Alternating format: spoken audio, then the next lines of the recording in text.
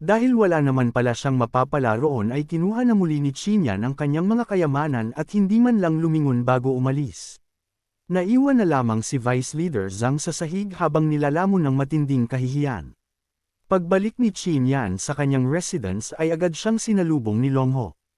Agad nitong tinanong kung kailan ba nila sisimulan ang sinasabi nitong paglalakbay sa buong kontinente dahil sa halip na maglakbay ay nakakulong pa rin sila sa maliit na lugar ng Mystic Spirit Sect.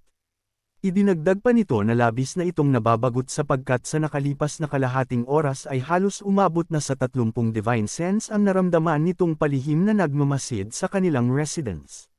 Nang marinig iyon ni Qinian ay agad niyang nahulaan kung sino ang mga hangal na nagmamanman sa kanila. Dahil dito ay sinabi niyang maghanda na si Longho dahil babawasan nila ang pagkabagot nito sa pamamagitan ng paghahasik ng malaking kaguluhan sa Mystic Spirit Sect. Kitang-kita naman ang pananabik ni Longho sa narinig. Subalit hindi naman iyon nagustuhan ni Princess Miao Miao. Para sa kanya ay pag-aaksaya lamang iyon ng oras gayong puro mahihinang nilalang lamang ang nasa Mystic Spirit Sect kaya iminungkahi niyang umalis na sila at dumiretso na sa 2 sacred areas. Pero bagamat nais na rin ni Qinian na umalis sa sect ay hindi pa rin niya ito magawang iwan. Patuloy niyang iniisip kung bakit nagmakaawa sa kanya si Kainzo na huwag labanan si Uyang Jun kahit alam nitong mayroon siyang 2 peak martial ancestor realm na sumusuporta sa kanya. Habang malalim ang kanyang iniisip ay bigla niyang naramdaman ang presensya ni Gangyang sa labas ng residence. Napangiti siya dahil saktong-sakto ang pagdating nito. Sa wakas ay mayroon na siyang mapagtatanungan tungkol kay Qingzo. Hindi nagtagal ay tuluyan nang pumasok si Gangyang kasama ang ilan pa nilang mga kaibigan. Pero pagkapasok pa lamang nila ay agad na napansin ni Qinian ang lungkot sa kanilang mga mukha. Para bang mayroon silang mabigat na balitang dala.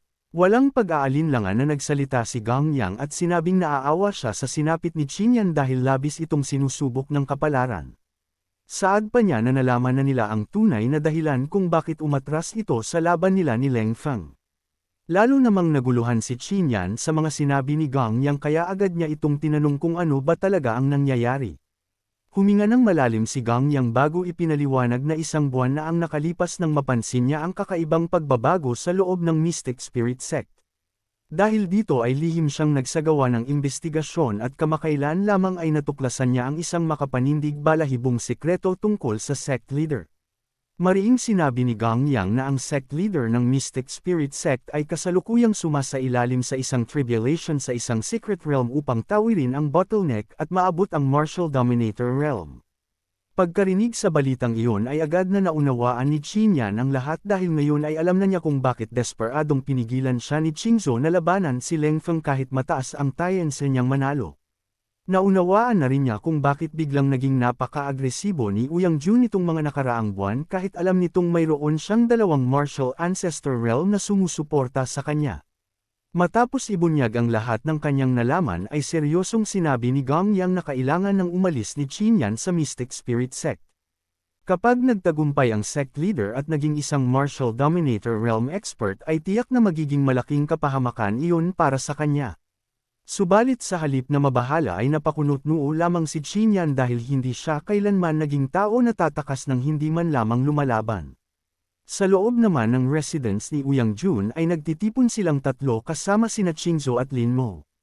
Tinawag sila ni Uyang Jun upang sabay-sabay nilang alamin ang balita tungkol sa ipinag-utos niya sa vice leader ng Treasure Vault na pahirapan si Qinian.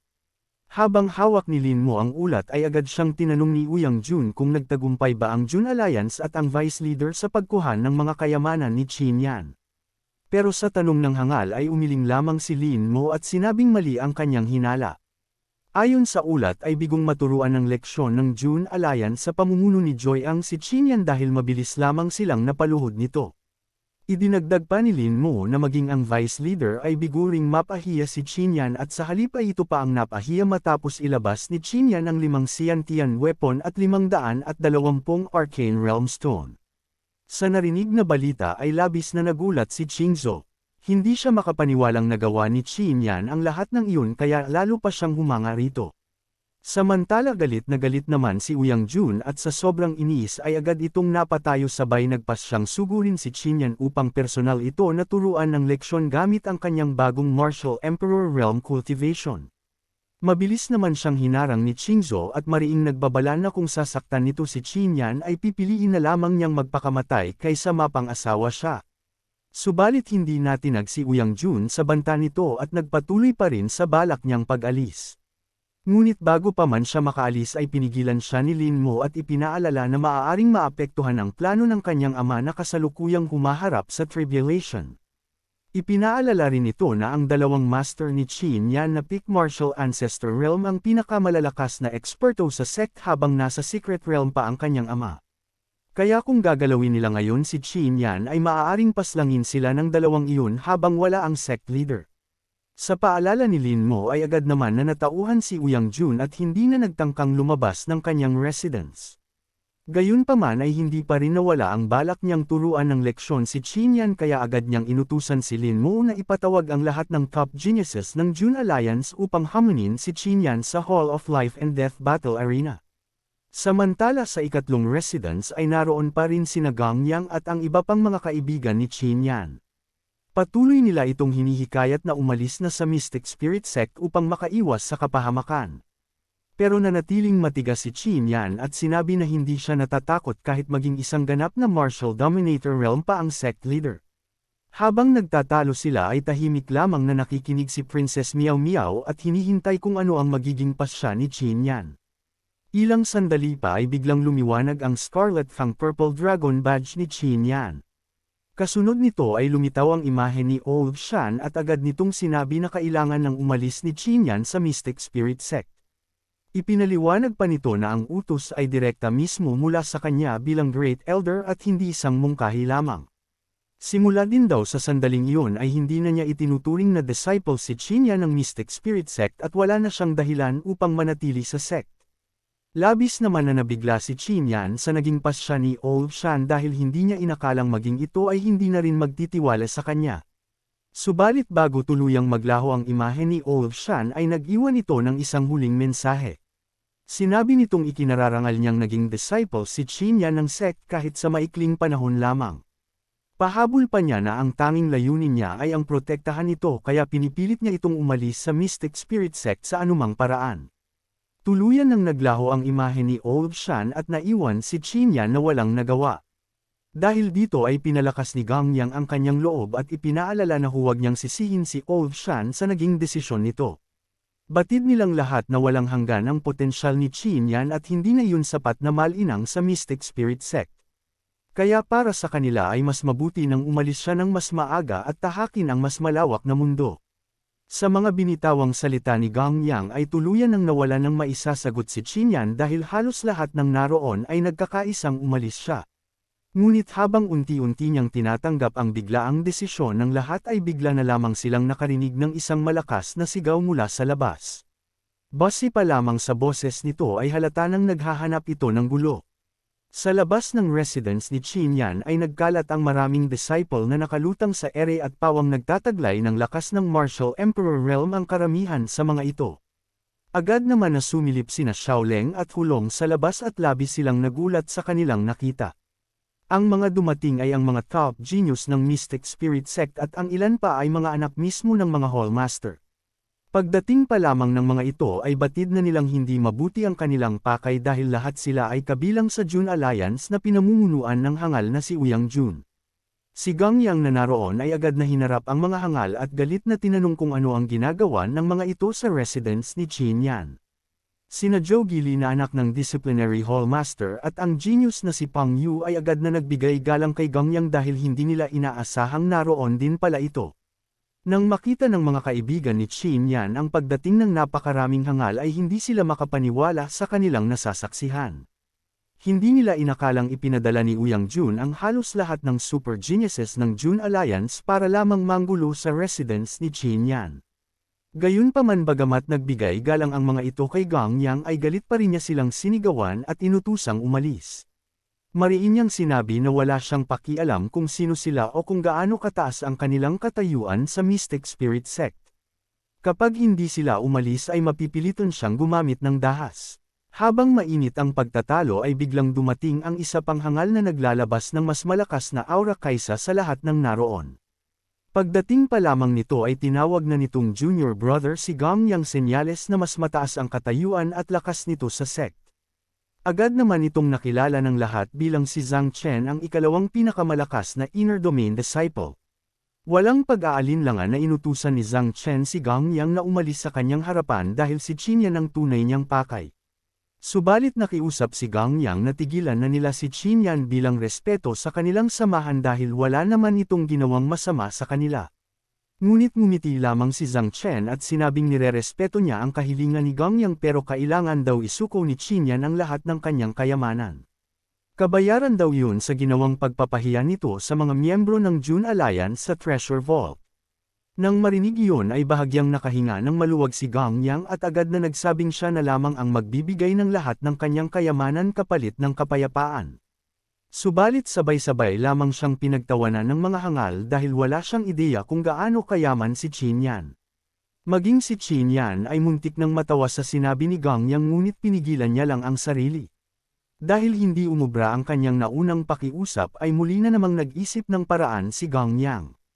Ipinaalala niyang hindi na disciple ng Mystic Spirit Sect si Qin Yan dahil inalis na ito ng Great Elder.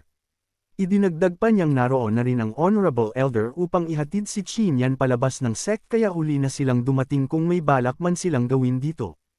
Napaisip naman sandali si Zhang Chen matapos marinig iyon. Kung totoo ang sinabi ni Gang Yang ay wala na nga silang magagawa kay Qin Yan sa loob ng sect.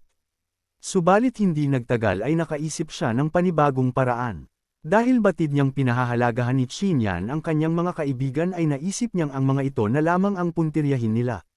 Isang mapanuksong ngiti ang lumitaw sa mukha ni Zhang Chen bago niya sinabing malaya nang umalis si Qin Yan sa Mystic Spirit Sect pero kapalit nito ay ang pagdurusa ng lahat ng mga kaibigan nitong may iwan. Pagkarinig ni Qin Yan sa sinabi ni Zhang Chen ay agad na nagbago ang kanyang ekspresyon. Bagamat wala siyang balak umalis dahil lamang sa utos ng Great Elder ay lalo pa siyang nainis nang marinig ang pagbabanta nito. Kaya mariin niya itong tinanong kung ano talaga ang kanilang balak. Hindi sumagot si Zhang Chen, sa halip ay nilingon niya si Gang Yang at malamig na sinabi na bilang disciple ng Mystic Spirit Sect ay hinahamon niya ito sa Hall of Life and Death Battle Arena. Maaari naman umano itong tumanggi ngunit kailangan nitong manatili habang buhay sa loob ng sect dahil sa oras na lumabas ito ay siya mismo ang papaslang dito. Sa narinig ay agad na kinabahan si Gang Yang dahil alam niyang wala siyang anumang laban kay Zhang Chen sa kasalukuyan. Hindi pa roon nagtapos ang pagbabanta. Sunod na pinuntirya ni Zhou Gili sina Xiaoleng at Xu Yun. Bilang anak ng Disciplinary Hall Master ay ipinahayag niyang tatanggalan niya ang dalawa ng kanilang pagiging disciple at ipapakulong pa ng 100 taon dahil sa umano'y paglabag sa mga patakaran ng sect. Bukod pa rito ay hindi rin pinatawad ni Zhou Gili ang iba pang mga kasamahan ni Qin Yan. Katulad ng ginawa niya kina Xiaoleng at Xu Yun ay pinatawan din niya ang mga ito ng 50 taong pagkakakulong kahit wala naman silang anumang kasalanan. Idinagdag pa ni Pang Yun na wala umanong dapat ipag-alala si Qin Yan dahil sila mismo ang mag-aalaga sa mga kaibigan nito habang nakakulong ang mga ito. Sa mga binitawang salita ng mga hangal mula sa June Alliance ay nanatiling tahimik lamang si Qin Yan habang nakikinig. Samantala pinapayuhan naman siya ni Gang Yang na huwag na silang alalahanin dahil wala namang magagawa ang mga ito sa loob ng Mystic Spirit Sect. Subalit ang kanina patahimik na si Qin Yan ay bigla na lamang nagpalabas ng kanyang aura dahilan para mag-rekiti ang kanyang Divine Battle Spirit. Kasabay nito ay binitiwan niya ang isang pangakong umalangaw sa kalangitan na ang lahat ng hangal na nasa kanyang harapan ay hindi na muling makakakita pa ng liwanag ng kinabukasan. Pagkasabi niya ng mga katagang iyon ay biglang nagdilim ang buong kalangitan at isang napakahabang sinag ng liwanag ang gumuhit sa himpapawid na tila ba sumasang-ayon mismo ang langit sa kanyang panata. Dahil buo na ang kanyang pasya ay malamig niyang sinabi sa lahat ng miyembro ng June Alliance na kung nais nilang makalaban siya ay magtungo lamang sila sa Hall of Life and Death Battle Arena dahil doon niya sila haharapin. Labis namang ikinatuwa ni Zhang Chen ang naging desisyon ni Qin Yan kaya agad niyang pinangunahan ang lahat ng miyembro ng June Alliance patungo sa Hall of Life and Death Battle Arena. Hindi nagtagal ay kumalat sa buong Mystic Spirit Sect ang balitang haharapin ni Qin Yan ang lahat ng super geniuses ng June Alliance. Nang makarating ang balita kay Uyang Jun ay sobra itong natuwa sa pag-aakalang matuturuan na nila ng leksyon si Qin Yan. Ngunit lingid sa kanyang kaalaman na iyon na pala ang magiging simula ng tuluyang pagkaubos ng kanyang June Alliance. Maging si Old Shan ay nabalitaan din ang pagpayag ni Chinya na harapin ang lahat ng super geniuses ng June Alliance kaya hindi niya maiwasang mag-alala. Sa kanyang likuran ay naroon ang kanyang senior brother na nakamasid lamang at labis na humahanga sa ipinapakitang katapangan ni Chinyan. Kaya pinakalma na lamang nito si Old Shan at sinabing hintayin na lamang nila ang magiging resulta. Bagamat may buong tiwala si Old Shan sa kakayahan ni Chinyan ay hindi pa rin mawala ang kanyang pag-aalala kaya tinanong niya ang kanyang senior brother kung sigurado na ba itong si Chinyan nga ang taong matagal na nitong hinahanap. Ngumiti lamang ang kanyang senior brother at sinabing nakasalalay ang lahat sa magiging desisyon ni Chinyan sapagkat ang hinahanap niya ay hindi lamang isang talentadong martial artist kundi isang taong may matatag na paninindigan din at hindi kailanman uurong sa sariling panata. Makalipas ang ilang sandali ay dumating na rin si Chinyan sa Hall of Life and Death Battle Arena kung saan naghihintay na ang Hallmaster. Agad nitong tinanong kung sino ang unang maglalaban. Si Chinyan na kanina pa nakatitig sa mga hangal ay agad na humakbang pasulong at malamig na nagtanong kung sino sa kanila ang gustong maunang mamatay. Pagkarinig yun ay natatawang lumapit ang isang miyembro ng June Alliance na si Li Bukong. Mayabang nitong sinabi na siya ang unang papatay kay Chinyan at mabilis lamang matatapos ang laban. Dahil kapwa sila nagpresenta ay agad silang tinawag ng Hallmaster upang umakyat sa entablado. Ngunit bago pa man sila makarating ay bigla silang pinahinto ni Chinyan. Malamig niyang sinabi na ayaw niyang magsayang ng oras sa isang mahina na kagaya ni Li Bukong kaya mas mabuti pang iba na lamang ang maunang lumaban. Sa narinig ay agad na nagngit-ngit sa galit si Li Bukong at naghanda sanang umatake. Ngunit bago pa siya makagalaw ay ginamit ni Chinyan ang kanyang divine eye at malamig na inutusan siyang lumuhod. Sa isang iglap ay bumigay ang kanyang katawan at bumagsak siya sa kanyang mga tuhod sa harap ng lahat bago pa man magsimula ang laban. Dahil wala siyang nakitang halaga sa taong iyon ay basta na lamang siyang sinampal ni Chinyan palayo na para bang isang basurang humaharang lamang sa kanyang daraanan. Pagkatapos ay malamig niyang itinuro sina Zhou Gili at Pang Yun at hinamon ang dalawa na sila na lamang ang sumunod na umakyat sa entablado. Idinagdag pa niya na kung naduduwag ang dalawa ay maaari silang lumaban ng sabay dahil wala naman iyong anumang pinagkaiba para sa kanya. Papatayin pa rin niya sila ng paisa-isa man o sabay-sabay. Sa lantaran naman niyang pangmamaliit ay agad na tinanggap ni Zhou Gili at Pang Yun ang hamon. Ayaw nilang mapahiya sa harap ng napakaraming disciple kaya pumayag silang lumaban ng sabay. Maging ang Hallmaster ay hindi tumutol sa naging kahilingan ni Chinyan dahil ang mga alituntunin ng Hall of Life and Death Battle Arena ay nakabatay lamang sa napagkasunduan ng mga maglalaban. Kaya agad niyang inutusan ang tatlo na umakyat sa entablado upang simulan ang laban. Bago naman tuluyang umakyat ang dalawang hangal sa entablado ay banilinan sila ni Zhang Chen na bigyan ng matinding leksyon si Chinyan at huwag itong talunin ng basta-basta. Agad namang sumang-ayon ang dalawa at nangakong pahihirapan muna nila si Chinyan bago tuluyang pabagsakin. Hindi nagtagal ay tuluyan nang nakatungtong ang tatlo sa entablado kaya ibinigay na ng Hallmaster ang paalala sa lahat ng naruroon. Sinabi nitong ang pagtapak nila sa Hall of Life and Death Battle Arena ay nangangahulugang handa nilang isugal ang kanilang buhay. Kung nauunawaan na nila ang kahihinatnan nito ay maaari nang magsimula ang laban. Sa sandaling ibinigay ng Hallmaster ang hudyat ay agad na naglabas ng kanilang aura ang dalawang hangal. Kitang-kita sa kanilang mga mata ang matinding pagnanais na paslangin si Chinyan. Samantala sa kabilang panig ng entablado ay kalmadong nakatayo lamang si Chinyan na tila walang pakialam sa kanilang dalawa. Tahimik lamang niyang inihanda ang kanyang sandata para sa isang simpleng pag-atake.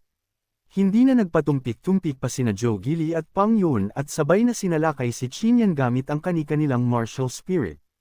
Halos tumama na ang kanilang mga pag-atake ngunit nanatili pa ring hindi kumikilos si Chinyan hanggang sa tuluyan ng makalapit ang mga ito sa kanyang harapan.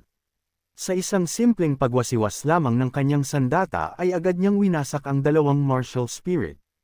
Bagamat hindi sila direktang tinamaan ng kanyang espada ay nakatanggap pa rin ng matinding backlash ang dalawa dahilan upang sabay silang bumagsak sa entablado habang namimilipit sa sakit. Nang makita ni Zhang Chen ang nangyari ay hindi siya makapaniwala sa kanyang nasaksihan. Hindi niya maintindihan kung paano biglang umabot si Qin Yan sa Half-Martial Emperor Realm gayong kamakailan lamang ay nasa second layer Xiantian Realm pa ito. Maging sina Zhou Gili at Pang Yun ay labis ding nabigla dahil batid nilang ang simpleng pag-atake pa lamang ni Qin Yan ay mayroon ng kapangyarihang maihahambing sa isang tunay na Martial Emperor Realm expert. Lalong gamulo ang kanilang isipan dahil hindi na nila masukat ang tunay na lakas ni Qin Yan. Hindi naman na sinagot ni Qin Yan ang mga tanong na nasa kanilang isipan. Sa halip ay malamig niyang sinabi na kung gusto nilang malaman ang kasagutan ay itanong na lamang nila iyon kay kamatayan sa sandaling mapunta na sila sa impyerno. Nang marinig ni Zhang Chen ang sinabi ni Qin Yan ay agad niyang naunawaan na balak talaga nitong paslangin ang dalawa. Kaya mariin niya itong pinagbantaan at sinabing itigil ang kanyang balak dahil kabilang sina Zhou Gili at Pang Yun sa mga super genius ng Jun Alliance. Idinagdag pa niyang lalo na si Zhou Gili sapagkat anak ito ng disciplinary hallmaster at tiyak na hindi siya nito patatawarin. Maging si Gang Yang ay sumang-ayon sa sinabi ni Zhang Chen dahil batid niyang lalo lamang lalaki ang gulong kakaharapin nila kapag may napaslang si Qin Yan na kahit isa man lang sa dalawa. Kaya iminungkahi niyang talunin na lamang nito ang dalawa at huwag nang kitilin ang kanilang buhay. Habang dahan-dahang lumalapit si Qin Yan ay nagsimula ng magmakaawa sina Zhou Gili at Pang Yun. Lalo na si Zhou Gili na nangakong susunod siya sa anumang ipag-uutos ni Qin Yan basta huwag lamang siyang paslangin. Ngunit paglapit ni Qin Yan sa kanilang harapan ay wala siyang pinakinggang kahit isang salita. Nanindigan siya sa kanyang naunang panata na ang lahat ng hangal na nasa kanyang harapan ay hindi na makakakita pa ng liwanag ng kinabukasan. Kaya walang pag-aalinlangan niyang tinuluyang paslangin ang dalawa. Samantala sa unang residence ng Inner Domain ay tahimik lamang na naghihintay si Uyang Jun ng balita tungkol sa inaasahan niyang pagkatalo ni Qin Yan. Punong-puno siya ng kumpiyansa na imposibleng manalo ito laban sa kanyang mga tauhan dahil ang bawat isa sa mga ito ay nagtataglay ng natatanging lakas na kabilang sa pinakamahuhusay sa buong Mystic Spirit Sect.